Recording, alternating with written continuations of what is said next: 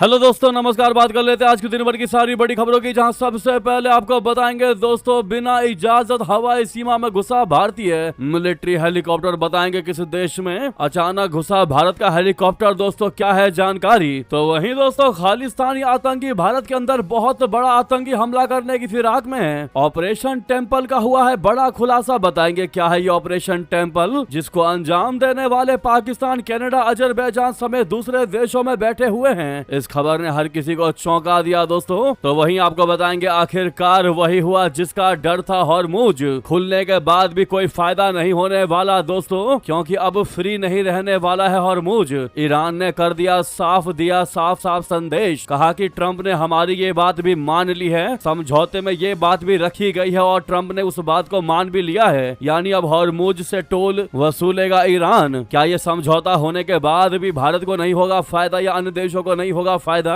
इस पर भी बात करेंगे दोस्तों, जानकारी देंगे आपको महत्वपूर्ण। तो वहीं इस समझौते को लेकर अब बगावत पर उतरा इजराइल। डील के बाद अमेरिका के खिलाफ ले लिए दो सबसे बड़े फैसले, चौंक गए डोनाल्ड ट्रंप। बताएंगे कौन से वो दो फैसले लिए हैं इजराइल ने। तो वहीं आपको बताएंगे अच्छी खबर, पीएम मोदी को मिला स्लोवाकिया का सर्वोच्च सम्मान। लेकिन क्यों भारत के दुश्मन देश पाकिस्तान को इटली की पीएम जॉर्जिया मेलोनी ने कहा थैंक यू, क्या है इसके पीछे का कारण। तो वहीं दोस्तों, चौंकाने वाली खबर, एलपीजी सिलेंडर के दामों पर आया सरकार का नया बयान। क्या 700 रुपए के नुकसान के बाद बढ़ जाएंगी कीमतें। एलपीजी पर 700 रुपए का घाटा, क्या फिर महंगा होने वाला है गैस सिलेंडर, क्या कहा सरकार ने। एक से एक बेहतरीन से बेहतरीन जानकारी आपको विस्तार से बताने वाले हैं। बस आप वीडियो के अंत तक बने रहिएगा। और खबरों में आगे बढ़ने से पहले, भारत के बढ़ते डिफेंस सिस्टम का दिल से समर्थन करते हैं और मानते हैं कि आज के समय में भारत हर किसी को जवाब देना जानता है। तो वीडियो को लाइक करके, चैनल को सब्सक्राइब करके, बेल आइकन दबा के कमेंट में जय हिंद कहिएगा। बात करते हैं पहली सबसे बड़ी खबर की, जहां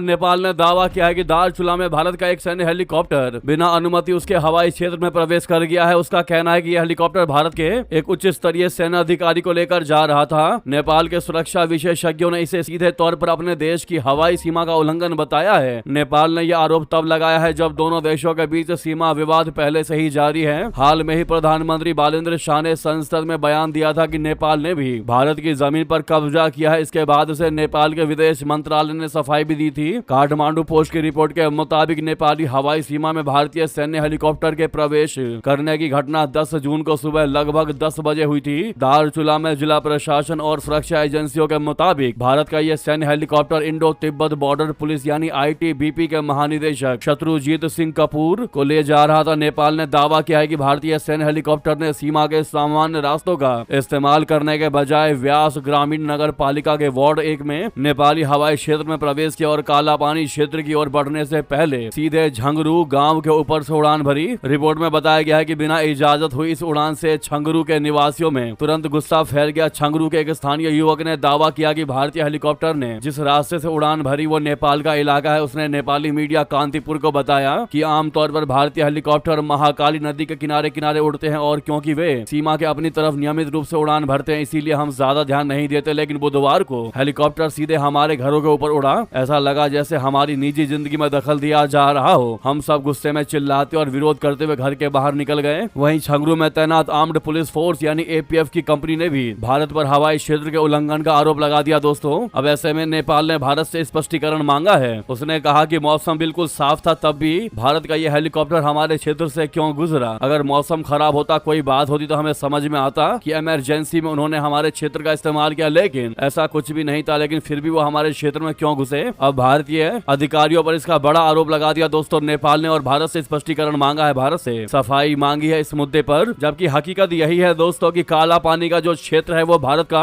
अभिन्न हिस्सा हमेशा से रहा है। लेकिन फिर भी नेपालियों को ये लगता है कि वो क्षेत्र उनका है और इसीलिए इस सेंसिटिव मुद्दे पर वो लगातार अपनी नजरें गड़ाए रखते हैं और छोटी सी भी गलती को बड़ा बताने का प्रयास करते हैं। और यही वजह है कि अपने क्षेत्र में भी हेलीकॉप्टर उड़ा है दोस्तों, तब भी नेपाल उसको अपना बता रहा है, जबकि वो क्षेत्र भारत का था, है और रहेगा। ये बात नेपालियों को मान लेनी चाहिए। आप क्या कहते हैं दोस्तों, अपनी राय देना मत भूलिएगा। वहीं नेक्स्ट खबर की बात करते हैं, जहां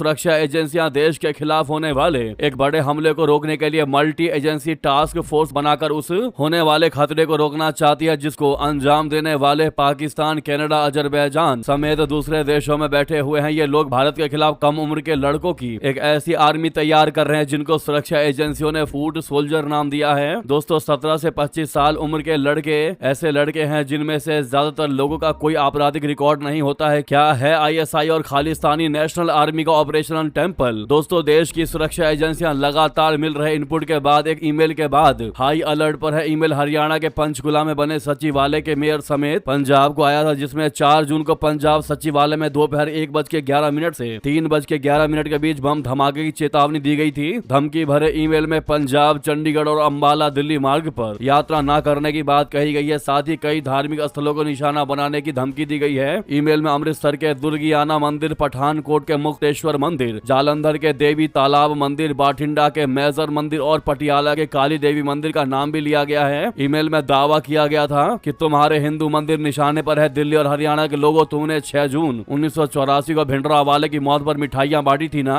अब हम इसका बदला तुम्हारे मंदिरों में ब्लास्ट करके लेंगे। इसीलिए अपने बच्चों को बचाओ और 5-6 जून को कोई सफर ना करो। ऐसे में सुरक्षा एजेंसियों ने देश भर के उन लड़कों को फूट सोल्जर का नाम दिया है जिनको सोशल मीडिया के जरिए पाकिस्तान के आईएसआई के कहने पर गैंगस्टर शहजाद भट्टी और खालिस्तानी आतंकियों ने अपने गैंग में रिक्रूट किया है दोस्तों, यानी ज्वाइन करवाया है। उनके जरिए पंजाब के थानों पर हैंड ग्रेनेड और पुलिस हवालों पर हमला करवाया है। इन फूट सोल्जरों के पास हथियारों की बड़ी खेप सरहद पार से ड्रोन के जरिए पहुंचाई जाती है। अब ऐसे में इन फूट सोल्जरों की संख्या जो है वो 1500 तक के करीब पहुंच गई है दोस्तों। तो ये है ऑपरेशन टेंपल, जिसका बड़ा खुलासा हुआ है, जहां मंदिर, आरएसएस दफ्तर और बड़े शहर इनके निशाने पर हैं, जिसका समय रहते भंडाफोड़ हुआ है और भारत की सुरक्षा एजेंसियां लगातार इनका हिस्ट्री हाल निकाल रही है। वहीं आपको बता दें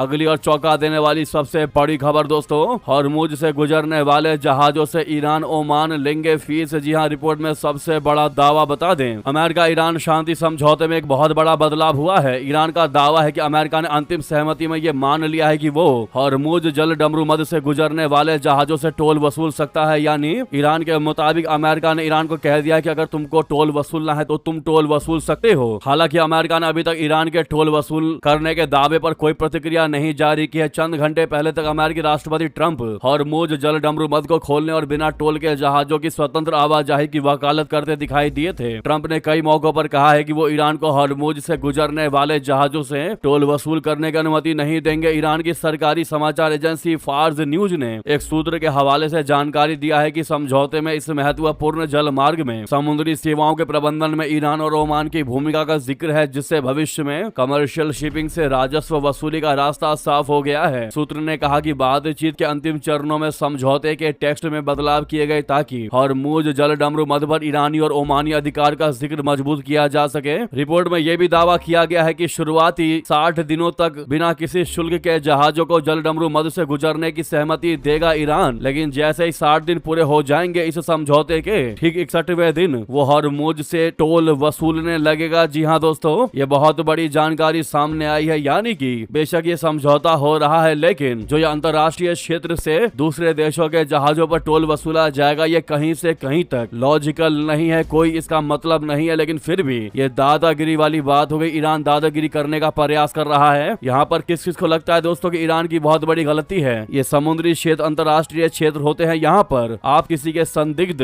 रवैये या फिर संदिग्ध एक्टिविटीज पर एक्शन ले सकते हैं, लेकिन आप ऐसे दादागिरी करके ट्रेड वाले जहाजों पर अत्याचार नहीं कर सकते, उनसे टोल नहीं वसूल सकते। आपकी क्या है राय दोस्तों? भारी मात्रा में कमेंट कीजिएगा। ईरान तो ईरान, ओमान भी टोल लेने की फिराक में बैठा हुआ है दोस्तों। जानकारी ये भी है कि ओमान भी ईरान के साथ साथ इस क्षेत्र से गुजरने वाले जहाजों से टोल वसूलेगा। वहीं आपको बता दें कि फ्रांस पहुंचने पर ट्रंप ने बड़ा बयान जारी किया। कहा कि ईरान से डील पर डिजिटल साइन तो हो चुके हैं, लेकिन जिनेवा में फिर भी बात होनी है, लेकिन वहां पर केवल औपचारिकताएं होंगी। वहां कोई बहुत जरूरी काम नहीं होना, सिर्फ औपचारिकता यानी कि फॉर्मेलिटीज पूरी की जाएंगी। दोस्तों, फ्रांस पहुंचकर इमैनुअल मैक्रोन के साथ बैठक के दौरान ट्रंप ने कहा कि ईरान डील पर हस्ताक्षर हो चुके हैं, हॉर्मुज स्ट्रेट आंशिक रूप से खुल गया है और जहाज पहले से ही वहां से गुजर रहे हैं। ट्रंप ने आगे कहा कि तेल की कीमतों में गिरावट और शेयर बाजार में उछाल के बीच शुक्रवार तक ये पूरी तरीके से खुल जाएगा। इससे पहले राइटर्स की एक रिपोर्ट में बताया गया है कि सोमवार को अमेरिका और ईरान ने लगभग 4 महीने से चल रहे युद्ध को खत्म करने के लिए एक एग्रीमेंट यानी मेमोरेंडम ऑफ अंडरस्टैंडिंग पर साइन किए हैं, जैसा कि हमने आपको बताया। यानी कि अब शुक्रवार का इंतजार है 19 तारीख का, जहां जिनेवा में इनकी मीटिंग होने वाली है और वहां पर फाइनल डील डन हो जाएगा समझौते को लेकर। इसमें अगर किसी को झटका लगा है तो वो है पाकिस्तान। जी हाँ दोस्तों, शहबाज शरीफ को इस बात से बड़ा झटका लगा है। अब आप कहेंगे पाकिस्तान के लिए झटका क्यों, तो आपको बता दें क्योंकि वो खुद को एक मध्यस्थ के तौर पर पेश कर रहा था और उसने इस्लामाबाद में ईरान और अमेरिका के बीच शांति वार्ता की मेजबानी भी की थी। ऐसे में पाकिस्तान को उम्मीद थी कि इस समझौते पर हस्ताक्षर भी इस्लामाबाद में ही होगा, लेकिन अमेरिका और ईरान दोनों इस कार्यक्रम को स्विट्जरलैंड के जिनेवा में करने पर सहमत हुए हैं, जिससे शहबाज शरीफ, मुनीर और पूरे पाकिस्तान को बड़ा झटका लगा है कि सारी बातचीत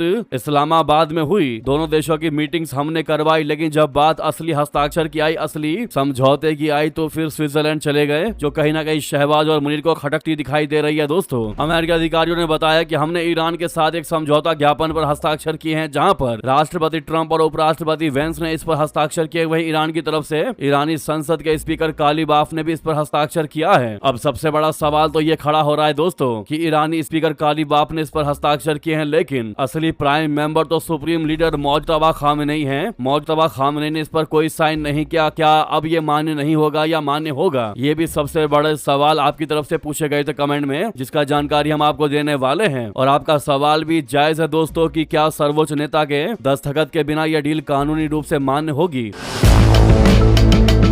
तो आपको बता दें कि इस डील पर सुप्रीम लीडर के दस्तखत न होना कोई हैरान करने वाली बात नहीं है, बल्कि इसकी पहले से ही उम्मीद थी। क्योंकि अगर साल 2015 में बराक ओबामा के कार्यकाल के दौरान हुए परमाणु समझौतों को देखें, यानी JCPOA समझौते को देखा जाए तो उस वक्त भी सर्वोच्च नेता ने दस्तावेज पर साइन नहीं किए थे। उनके सिस्टम में सुप्रीम लीडर की भूमिका इस तरह के कागजी समझौतों पर दस्तखत करने की नहीं होती है। इसलिए मौजूदा खामेनेई के साइन होने न होने से इस डील की वैधता पर कोई कानूनी संकट या सवाल या निशान नहीं होते। आशा करते हैं आपको आंसर मिल गया होगा दोस्तों। वहीं किसी का सवाल था कि आखिर इस समझौते के बाद हम क्या माने, किसकी जीत हुई है, अमेरिका की या फिर ईरान की। तो आपको बता दें, इस पर क्लियर दिखाई दे रहा है कि ईरान ने ही अमेरिका को झुकाया है दोस्तों। जो मसौदा ईरानी और पश्चिमी मीडिया में सामने आया है, उसके हिसाब से अगर देखें तो ईरान का पलड़ा कहीं भारी नजर आता है, यानी इस डील का तराजू ईरान का सबसे भारी है। ऐसे में आप क्लियरली कह सकते हैं कि अमेरिका ने सिर्फ अपने पैर पर कुल्हाड़ी मारा है, असली जीत ईरान की ही हुई है। इस छोटे से देश ने सुपर पावर अमेरिका की हालत खराब कर दी है। बस अमेरिका यूं समझ लीजिए दोस्तों कि कैसे भी डील करके अपनी इज्जत बचाने के लिए लगातार इस युद्ध में लगा हुआ था, वरना वो कब का युद्ध छोड़ देता। बस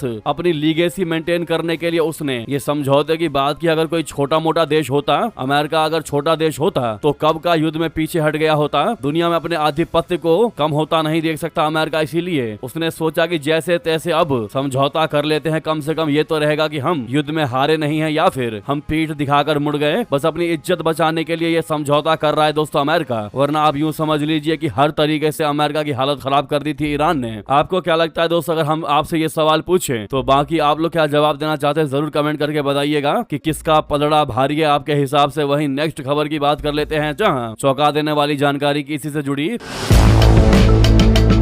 इस डील के बाद अमेरिका के खिलाफ 2 बड़े फैसले ले लिए इजराइल ने दोस्तों। बगावत पर उतरा इजराइल। जी हां, अमेरिका और ईरान युद्ध खत्म करने के लिए लंबी बातचीत के बाद जो ये समझौता हुआ है, इसको लेकर जहां पूरी दुनिया के देश और उन देशों के नेता दोनों देशों को बधाई दे रहे हैं, अमेरिका और ईरान को, और भविष्य में शांति की उम्मीद कर रहे हैं। वहीं इस जंग का केंद्र और वजह रहने वाला देश इजराइल के प्रधानमंत्री का इस पर कोई बयान अब तक सामने नहीं आया है। इजरायली प्रधानमंत्री बेंजामिन नेतन्याहू ने रविवार को एक्स पर राष्ट्रपति डोनाल्ड ट्रंप के बारे में एक मैसेज पोस्ट किया। इसका ईरान के साथ बन रहे सीज फायर समझौते या लेबनान में चल रहे संघर्ष से कोई लेना देना नहीं था। उन्होंने रविवार को सिर्फ ट्रंप के लिए उनके 80वें जन्मदिन पर बधाई देने वाला मैसेज लिखा। नेतन्याहू ने समझौते यानी मेमोरेंडम ऑफ अंडरस्टैंडिंग के बारे में सार्वजनिक रूप से कुछ नहीं कहा है। वहीं उनकी सरकार के अन्य लोगों ने समझौते की ये कहकर आलोचना कर दी है कि वो इजराइल और पूरी आजाद दुनिया के लिए बुरा है और इससे हमारी सुरक्षा सुनिश्चित नहीं होती है। Israeli national security minister Itamar Ben Gvir ने सबसे पहले इस पर टिप्पणी की और अपने टेलीग्राम चैनल पर लिखा कि ट्रम्प का समझौता हमें बाध्य नहीं करता, हम इस समझौते का हिस्सा नहीं है, ये हमारी सुरक्षा की गारंटी नहीं देता, हमें हिजबुल्लाह के खात्मे से कम किसी भी चीज पर समझौता नहीं करना चाहिए, हमें उस जमीन के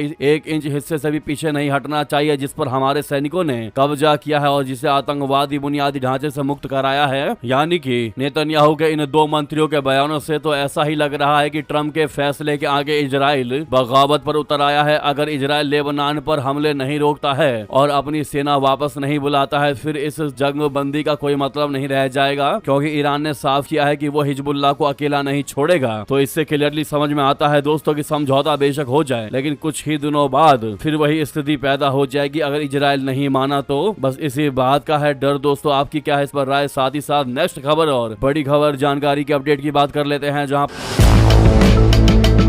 प्रधानमंत्री मोदी जी को मिला स्लोवाकिया का सर्वोच्च सम्मान व्हाइट डबल क्रॉस से सम्मानित। अब तक 33 देशों ने किया उनको सम्मानित, कब कब बढ़ा भारत का मान बता दें दोस्तों। स्लोवाकिया ने प्रधानमंत्री नरेंद्र मोदी जी को अपने सर्वोच्च नागरिक सम्मान दी order of the white double cross first class से सम्मानित किया है। स्लोवाकिया के राष्ट्रपति पीटर पेलेग्रिनी ने उन्हें यह सम्मान प्रदान किया। इसके साथ ही प्रधानमंत्री मोदी को किसी देश द्वारा प्रदान किया गया ये 33वां अंतर्राष्ट्रीय सम्मान बन गया है। The order of the white double cross यानी फर्स्ट क्लास स्लोवाक गणराज्य का सर्वोच्च राजकीय सम्मान है दोस्तों। ये सम्मान स्लोवाकिया के राष्ट्रपति द्वारा विदेशी गणमान्य व्यक्तियों को प्रदान किया जाता है। ये सम्मान उन विदेशी नेताओं और हस्तियों को दिया जाता है जिन्होंने स्लोवाकिया के साथ मैत्रीपूर्ण संबंधों को मजबूत बनाने में असाधारण योगदान दिया हो, साथ ही देश के विदेश नीति संबंधित हितों और अंतरराष्ट्रीय प्रतिष्ठा को बढ़ावा देने में उल्लेखनीय समर्थन दिया हो। यानी कि ये स्लोवाकिया की तरफ से किसी को भी दिया जाने वाला सबसे ऊंचा सबसे सर्वोच्च सम्मान है। ये फर्स्ट क्लास यानी सबसे ऊंचे दर्जे का सम्मान है दोस्तों। सबसे बड़ा सवाल तो यह है कि यह सम्मान अभी क्यों दिया गया है, तो आपको बता दें इस वक्त भारत और स्लोवाकिया के बीच रिश्तों को और बेहतर बनाने पर जोर दिया जा रहा है। दोनों देश मिलकर काम करना चाहते हैं और आपसी सहयोग बढ़ाना चाहते हैं। ऐसे में ये सम्मान देना एक बड़ा कदम माना जा रहा है। इससे ये भी साफ होता है कि स्लोवाकिया भारत के साथ अपने संबंधों को कितनी अहमियत देता है। वहीं अगर इस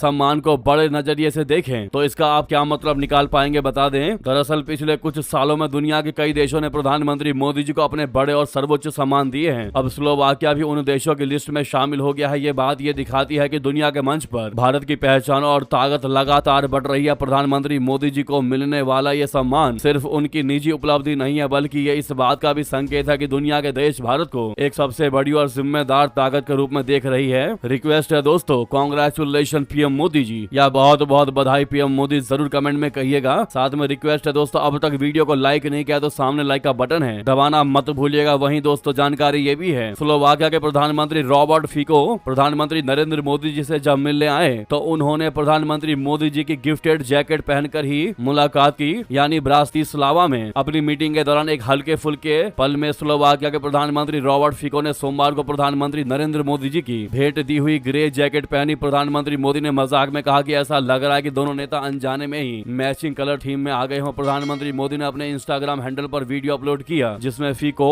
ने सफेद शर्ट के ऊपर स्लीवलेस जैकेट पहनी हुई थी, जो आमतौर पर विदेश यात्राओं पर मोदी जी की खास ड्रेस होती है, जैसा कि आप सामने स्क्रीन पर देख पा रहे हैं। इस पर आपका क्या कहना है दोस्तों, जरूर कमेंट कीजिएगा। वहीं आपको बता दें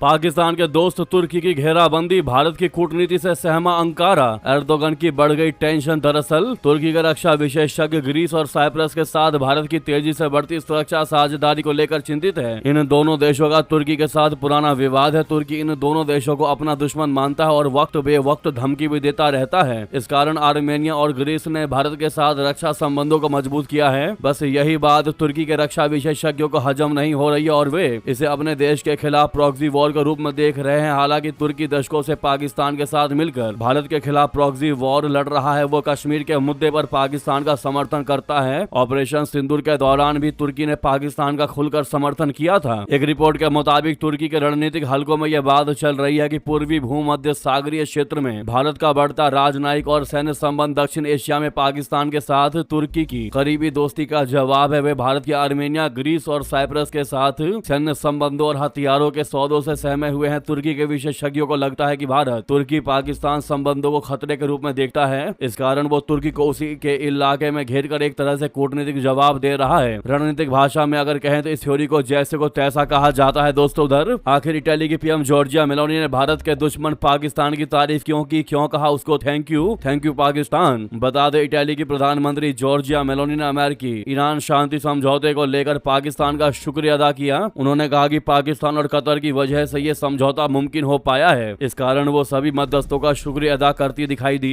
मेलोनी के अलावा फ्रांस, जर्मनी और यूनाइटेड किंगडम के नेताओं ने भी अमेरिका ईरान शांति समझौते में मध्यस्थ की भूमिका निभाने के लिए पाकिस्तान और कतर को थैंक यू बोला, जिसके बाद पाकिस्तान दोस्तों 7वें आसमान पर पहुंच गया। पहली बार पाकिस्तान को इस तरीके का थैंक यू मिला है। कहीं ना कहीं ऐसा लग रहा है कि वो इन थैंक यू को पचा नहीं पा रहा है। दोस्तों, वहीं आपको बता दें, उधर अमेरिका ईरान शांति समझौते के बीच इजरायली राजदूत रूबेन अजार ने बड़ा बयान देते हुए कहा कि हमें पाकिस्तानियों पर कतई भी भरोसा नहीं, बिल्कुल भी भरोसा नहीं। भारत में इजरायल के राजदूत रूबेन अजार ने साफ कर दिया है कि उनका देश क्षेत्रीय शांति प्रयासों में पाकिस्तान के किसी भी तरह की सकारात्मक भूमिका यानी पॉजिटिव रोल या भागीदारी को पूरे तरीके से खारिज करता है। तो यह है स्थिति पाकिस्तान की। दोस्तों,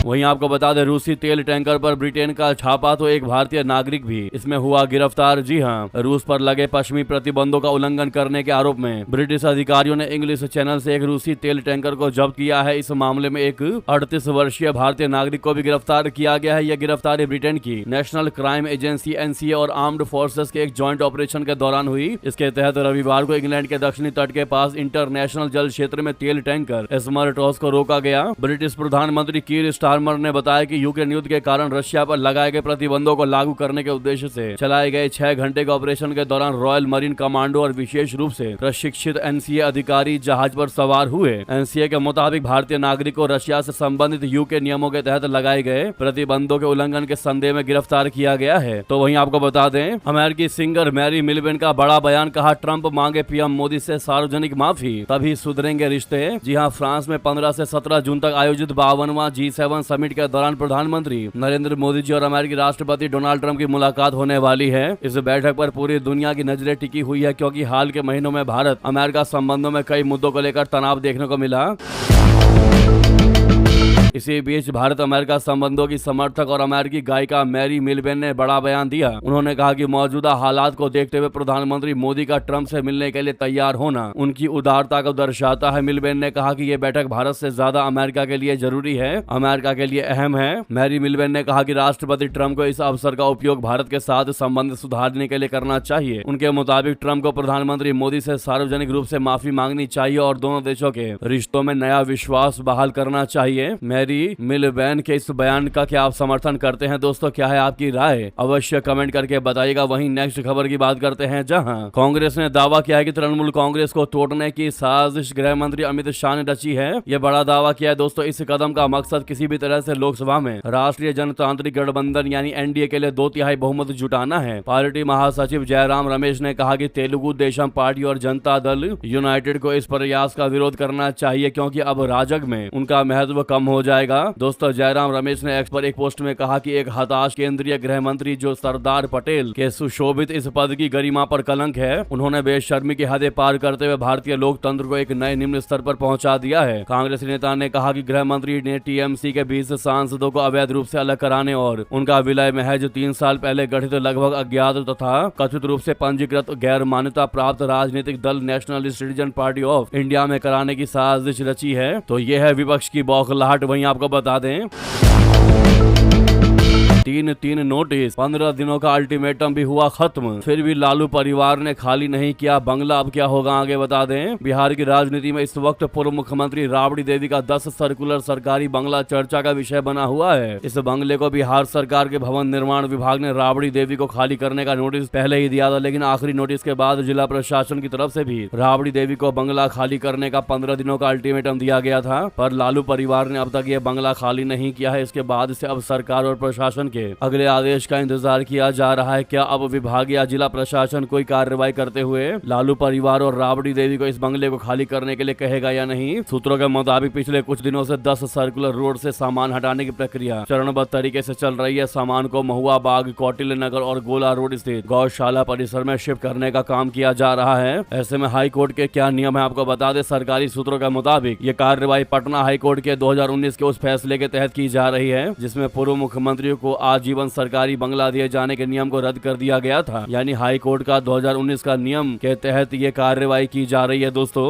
तो वहीं अंतिम खबर की चौंका देने वाली अपडेट की बात करते हैं, जहां एलपीजी पर 700 रुपए का घाटा। क्या फिर महंगा होने वाला है गैस सिलेंडर? क्या है भारत की मोदी सरकार का आदेश? बता दें, भारत में पेट्रोलियम कंपनियों पर रसोई गैस यानी एलपीजी की बिक्री का दबाव अभी भी बना हुआ है। हालांकि हाल के दिनों में कच्चे तेल की अंतर्राष्ट्रीय कीमतों में नरमी देखने को मिली है और पेट्रोल डीजल पर होने वाला घाटा भी कम हुआ है, लेकिन घरेलू एलपीजी सिलेंडर पर कंपनियों को अब भी भारी नुकसान उठाना पड़ रहा है। पेट्रोलियम मंत्रालय से जुड़े अधिकारियों के मुताबिक घरेलू गैस सिलेंडर पर तेल कंपनियों को लगभग 700 रुपए प्रति सिलेंडर का घाटा हो रहा है। दूसरी ओर पेट्रोल पर नुकसान घटकर करीब 3 रुपए प्रति लीटर और डीजल पर लगभग 27 रुपए प्रति लीटर रह गया है। यह स्थिति बताती है कि फिलहाल एलपीजी कंपनियों के लिए सबसे बड़ी चिंता बनी हुई है। सरकार के मुताबिक एक घरेलू एलपीजी सिलेंडर को उपभोक्ताओं तक पहुंचाने की कुल लागत 1600 रुपए से अधिक हो चुकी है, जबकि ग्राहकों से वसूली जाने वाली कीमत इससे काफी कम है। इसी वजह से हर सिलेंडर पर लगभग 700 रुपए का अंतर यानी अंडर रिकवरी हो रही है। अंतर्राष्ट्रीय बाजार में एलपीजी के लिए इस्तेमाल होने वाला सऊदी सीपी यानी कॉन्ट्रैक्ट प्राइस फरवरी के बाद से करीब 46% तक बढ़ चुका है, जिससे कंपनियों की लागत और बढ़ गई है। दोस्तों इंटरेस्टिंग बात यानी दिलचस्प बात यह है कि कुछ समय पहले तक एलपीजी पर होने वाला घाटा करीब 380 रुपए प्रति सिलेंडर बताया जा रहा था, लेकिन पश्चिम एशिया में तनाव और सप्लाई संबंधित चुनौतियों के कारण यह नुकसान लगभग दुगने से भी ज्यादा हो गया है। सरकार और सार्वजनिक क्षेत्र की तेल कंपनियां लंबे समय से इस अतिरिक्त बोझ को खुद वहन कर रही है ताकि उपभोक्ताओं पर अचानक कीमतों का असर न पड़े। वहीं पेट्रोल और डीजल की बात करें तो स्थिति अब पहले की तुलना में काफी बेहतर हुई है। देश की 3 प्रमुख सरकारी ऑयल मार्केटिंग कंपनियां Indian oil corporation, Bharat petroleum corporation limited और हिंदुस्तान पेट्रोलियम कॉर्पोरेशन लिमिटेड घरेलू एलपीजी की आपूर्ति का बड़ा हिस्सा संभालती है। एलपीजी पर लगातार बनी अंडर रिकवरी का सीधा असर इन कंपनियों के वित्तीय प्रदर्शन पर पड़ता है। हालिया मूल्य संशोधन के बाद पेट्रोल और डीजल से जुड़ा दबाव कम हुआ है, लेकिन एलपीजी पर जारी भारी नुकसान फिलहाल तेल कंपनियों के लिए सबसे बड़ी चुनौती बनी हुई है। आने वाले महीनों में अंतर्राष्ट्रीय एलपीजी कीमतों और सरकारी नीतियों पर स्थिति काफी हद तक निर्भर करेगी। दोस्तों अब देखना ये होगा आगे क्या होता है। जहां तक हॉर्मुज को लेकर भी अच्छी खबर सामने आई है, तो कहीं ना कहीं भारत पर भी इसका पॉजिटिव असर पड़ेगा। आपकी जो भी राय हो इस पर कमेंट करके बताएगा, और कोई सवाल हो किसी से भी जुड़ी या आप किसी पर्टिकुलर चीज के लिए वीडियो देखना चाहते हैं बताना मत भूलिएगा कमेंट में। दोस्तों लगे हाथों रिक्वेस्ट है, जहां पर भी आपका ग्रुप हो व्हाट्सएप फेसबुक एक्स पर शेयर करना मत भूलिएगा इस वीडियो को। साथ ही वीडियो को लाइक करके चैनल को सब्सक्राइब करके बेल आइकन दबा के कमेंट में जय हिंद कहिएगा। मिलता अगली बड़ी खबर में। बहुत बहुत धन्यवाद, बहुत बहुत आभार। जय हिंद, जय भारत।